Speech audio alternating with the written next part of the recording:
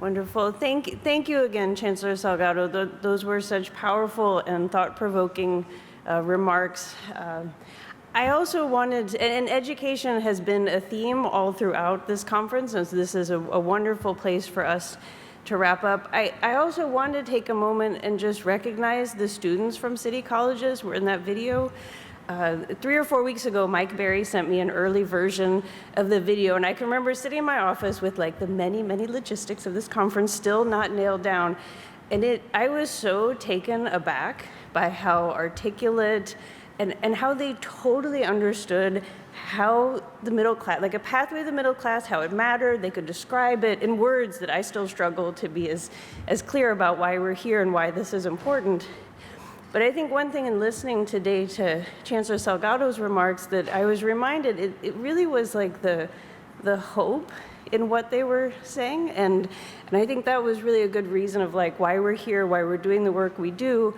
And also just in talking about the many different ways to bring reality to that hope, it requires us thinking about lots and lots of different ways to help and support these students. So for me, this was a very powerful part of the conference. I hope it was for all of you as well. And so to get us into our closing, I'm very happy to introduce you Ana Alvarez Boyd. So she's a Senior Associate Director at the Board of Governors, and Ana's had the privilege of being the closing to kind of send us off from this conference in the past, and we have here today to do that as well. Thanks.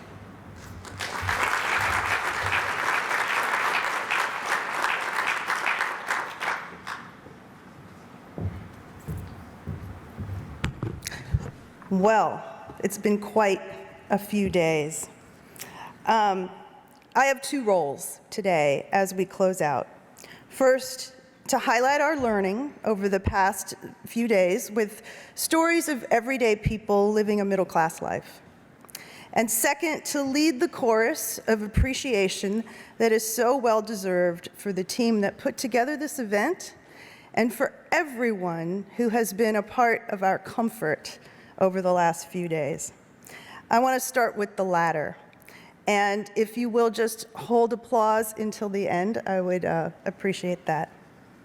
So first, thank you to every single one of you here, whether you are watching by live stream or you have chosen to stay until the very end. The gift of your attention and engagement allows us to make better policy, to inform policy, and to elevate the conversation. Thank you for being here. The hotel staff. So personally, I'm a very big traveler. I know many of you in this room are also very big travelers. I am consistently amazed at the generosity and professionalism of hotel staff across the country. The hotel staff here at this event are members of United Here Local 25, the DC Union of Hotel Workers, and they have been truly amazing. Volunteers. So volunteers are your timekeepers, your guides, the green badge folk that you have had access to throughout the conference. They're often that compass in the storm. One of the foundations of our culture at the Fed is that we're firmly united around mission, and that means we are never lacking volunteers. So thank you very much. Conference support. So I have to say, these are the folks that I am always just so glad are here. These are the other duties as assigned people in our organization.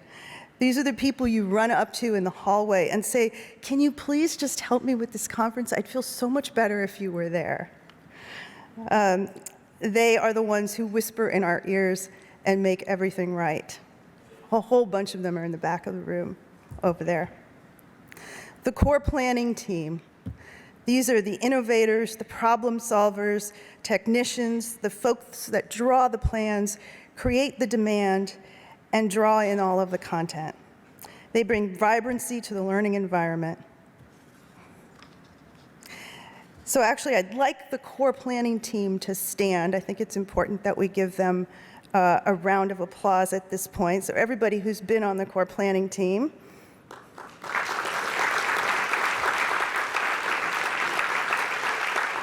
Terrific. And then there are always those that shoulder the lion's share of the work, right? The people that really do the leadership of a conference like this. So I want to call out a few of them now. Mary Jo Canistra, Jane Diocco, Emily Engel and Turan Orel, Shalise Fryer, Heidi Kaplan, Robin Newberger, Britt Oliver, Maud Tussaud-Comont, Alina Scott, Howard Williams, and Sanithia Thompson. A big round of applause for them as well.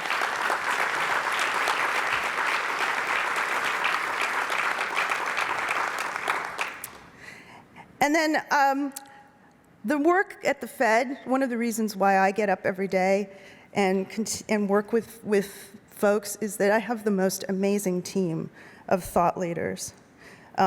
Claudia Sam, who not only really was the co-host and co-sponsor here, but wrote Governor Brainerd's speech, worked with her very closely to bring that to life, and is just a rock on my team. That's just super important.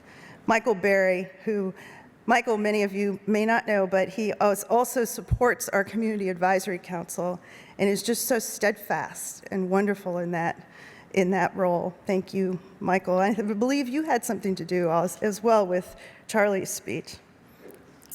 Dave Buchholz, who is just consummately has great judgment at every corner. And thank you, Dave, for everything you do. I wouldn't even start to list it. And I also want to thank Joseph Fershine and all the community affairs officers. This conference, while a research conference, is sponsored by the community affairs officers across the system. It was born in really trying to bring practice and research together. So thank you as well. You're never always willing to take on more. So please now, the really big round of applause for everybody who has had a part in bringing this conference together.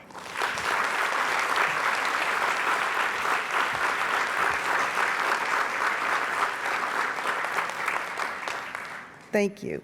So I want to leave everybody feeling good and with a few reflections on what we've learned. So the theme of this year's conference, Renewing the Promise of the Middle Class, has focused on people's ability to move up into and maintain a standard of living generally considered to be pretty comfortable, to be middle class, to have what you need. And as you've heard over the past day and a half, there are considerable barriers for many American households. It is my tradition to close each conference with stories from the people we're striving to understand and to serve. I think of it as reaching between the data to color in the insights we heard with the voices of real people. So, as we began to plan for these conversations, my team and I, we knew we had to leave the Beltway. So together with my colleagues from the Board of Governors and the Kansas City Federal Reserve, we gathered in a firehouse in Kansas City, Missouri. So I don't know what it is about firefighters and a fire station, but it turns perfectly reasonable adults into 7-year-olds. I can tell you that spending a day at the firehouse, there were serious considerations to sliding down the pole, which was still in there. I have to thank Patrick Dukovic. He's a former member of our Community Advisory Council, and he invited us to his house for the day, and to the community development staff of the Kansas City Federal Reserve, who activated their networks to bring together a focus group. So, thanks to the efforts of our talented team, we sat down with local firefighters, nurses, small business owner, a retired teacher, and we asked them several questions about how they feel about their current financial situations, the middle class, and what they hope for the future. So in a minute, you will meet Cindy and Jenny from a suburb of Kansas City that borders a rural community. Jenny is a public health nurse. She's been a public health nurse for a very long time. Cindy is a retired teacher. You'll also meet Dion, Krista, Sylvia, and Andre. Dion is a small business owner and a native of Kansas City, Kansas. Krista is a nurse supervisor and a teacher at the community college where she received her degree. Before we actually got on tape, she told me that she has started her career as a nurse with $15,000 in debt. She went to her community college where she now teaches. Many other colleagues that she started at the same salary were starting from four-year universities with $60,000, $70,000, $80,000 worth of debt. So, Chancellor, thank you for the work that you're doing to bring access to people who wouldn't normally be able to have it. And Sylvia has the coolest job ever. Sylvia drives a fire truck. How cool is that? And finally, Andre is a firefighter and a substitute teacher. Throughout our conversation, you'll hear reflections on the themes that we've been discussing over the last 2 days. I started armed with the questions from the Survey of Household Economics and Decision Making, and I sat down with this generous group of people. We began our conversation with the question, do you think you're doing better than your parents? And will your children do better than you? Do you think you're doing better than your parents did? Do you think your children will do better than you did? I think I may be doing better than my parents did, but I think that when I was little, growing up, that they worked 40 hours and brought home, my dad worked 40 hours and brought home enough money to support my mom and 6 kids. And so I feel like maybe a 40-hour job for somebody who doesn't have a college education right now probably isn't going to go as far as it did back then. They're just not, those entry-level jobs aren't paying enough to support your family. So I have an advanced degree and I work 2 jobs. And I always have. I think I had more opportunities than my parents. Both my parents had degrees at a time when many didn't in our community and in our culture. My mother's getting ready to complete her doctorate, so education was pushed and very important. As far as opportunities, being able to run my own firm, I think that is a little bit better, but I think my parents did well with the resources and what they worked hard to get. Again, it's all relative. Look at the houses from, let's go from the houses from the 70s, 60s, 70s, 80s, compared to the houses right now, they're not the same. So, and just like you can't compare it. It's comparing apples and oranges, you know. If you're making X amount of dollars, you can afford this, you know, but everybody, we want more and more and more. Sylvia, how about you? I am doing better at this age than my mom was doing, but it's due to the sacrifices that she made and our family made is the reason why I'm doing as well as I'm doing today. And I feel blessed about that. I'm doing very well, but I'm a planner and a saver. So those 2 skills have done well by me. Where did you learn to plan and save? How did you get to that ability? My mom. Yeah? My mom was she was a master planner. She would sit us down and we would go over the bills. She wanted us to make sure that we understood how hard she was working and what she was working for. I think I've truly lived my best life, and I think my family is pretty traditional, middle class. My husband works at Ford. I'm a nurse. We have worked hard, saved, made sure our kids did as well as we could, and the rest was on them. We've saved for retirement. We just paid the house off. I definitely think it's very attainable, but you have to show up and you have to be willing to put forth the effort. So, one of the questions that's widely quoted from the Survey of Household Economics and Decision Making is, what would you do if you had a $400 emergency? This question allows us a view into how financial stress influences behavior. I asked that question of our focus group in Kansas City and sparked quite a conversation. If you had a $400 emergency, what would you do? How would you cover it? Write a check. Put it on a credit card. Pull it from my bank account. Pull it from my savings. Yeah, you save for that, for a rainy day. Yeah. 10% of your income always goes to If savings. you You never touch can. it. If- Well, there's always a candy. You can always do it. You don't have to have the $5 Starbucks. You don't have to do this, and X. No, you deny yourself. No, okay? but there's some families that are living I get literally that. paycheck to paycheck. I get that, but working a lot two of or the three stuff- jobs I work 2 or 3 jobs. to make ends meet. No, I work 2 or 3 jobs. I like the things I like to buy. Right, there's but you're other- working 'cause you but there's- wanna get things, not you see a goal and you for go to life. that goal. You see that goal, you struggle, you get to that place. And for some families, $400 is Is a that's lot of That's money. a that's real crippling, money. yeah. Yeah. And it can be crippling, if you have, children, or you have a sick parent or someone that, you have a lot of medical bills, and so you have to just kind of lend Yeah. attention to those things as well. So Ask you that question as well. How would you resolve a $400 emergency? I'd go to the bank and get it. I think that, we planned for retirement. We coached our children as they were growing up, and now our children are doing fine. We laugh and say we're going to get that bumper sticker that says we're spending our child's inheritance, because our kids are not going to need our money, because we help them grow and learn and those sorts of things. And so I think that piece is missing a lot of times. Doesn't mean you have to have a lot of money, but you have to have a plan. And I think a lot of times people don't plan. Right. And I would agree with that. We have been very blessed. We've always been savers, and if we have something go wrong with our house, we call the repairman and we have it fixed, and it's usually always paid for with cash.